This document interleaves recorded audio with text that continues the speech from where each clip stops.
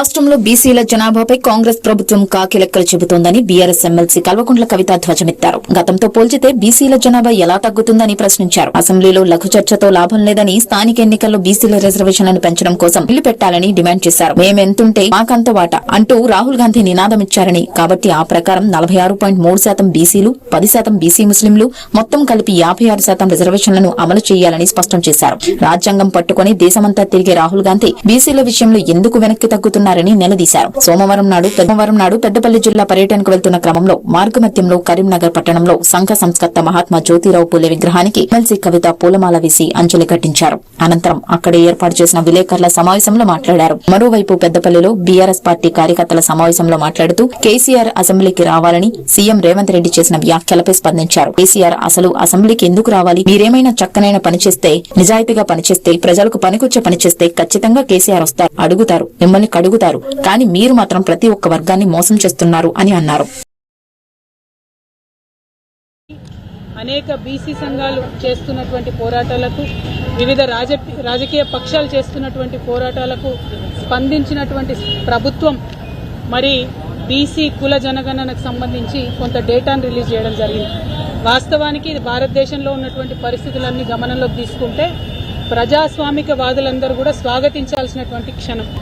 Definite గా ప్రజాస్వామ్యాన్ని బలోపేతం చేసే దిశలో ఒక మంచి ముందడుగు పడింది.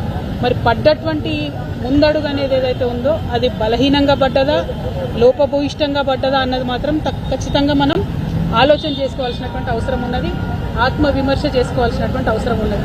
భారతదేశ స్వతంత్ర చరిత్రలో ఎన్నడూ కూడా బీసీల కులగన్న దేశవ్యాప్తంగా జరగలేదు, కేవలం బ్రిటిష్ వాళ్ళు ఉన్నప్పుడే జరిగింది.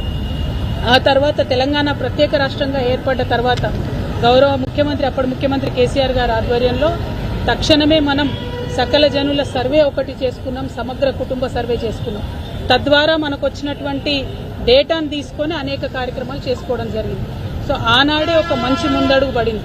అందులో డేటాను వాడుకొని మనం వివిధ కులాలకు అనేక రకాలైనటువంటి మంచి కార్యక్రమాలు చేసినాం.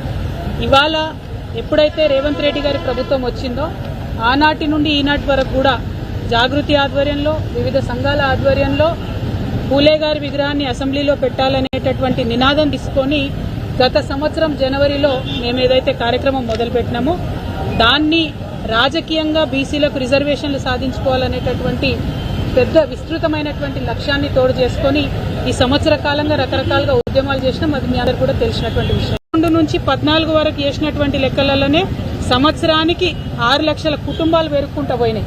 ఆ లెక్కన చూసుకుంటే ఈ 10 ఏళ్లలో ఎన్ని ఇళ్లు పెరగాలి? కనీసం 60 లక్షల కుటుంబాలు పెరగాలి.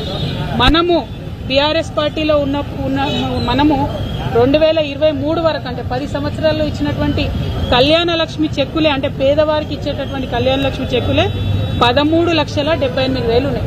అంటే అట్లీస్ట్ 3,78,000 మంది కుటుంబాలు క్రియేట్ అయినాయి. కానీ ఈ ప్రభుత్వం చెప్పే లెక్కలు ఎట్లున్నది? 12 లక్షలు కూడా పెరిగినాయని చెప్తలేదు. అంటే ఇది ఏ లెక్కన చూసినా కూడా, జనాభా లెక్కల ప్రాతిపదిక చూసినా, సమగ్ర కుటుంబ సర్వే ద్వారా చూసినా, కళ్యాణ లక్ష్మి చెక్కుల ద్వారా చూసినా, ఇంకొక డేటా ఉంటుంది, నేషనల్ హెల్త్ మిషన్ అనే డేటా ఉంటుంది. వాళ్ళు 2 ఏళ్లకు ఒకసారి జనరల్ గా దేశమంతా లెక్కలు తీసుకుంటారు, శాంపుల్ చేస్తారు, మొత్తం జనాభా లెక్కలు చేయరు, శాంపుల్ చేస్తారు. అది అథెంటిక్ గా కేంద్ర ప్రభుత్వం డేటా. వివరాలు అందులో రావాలి.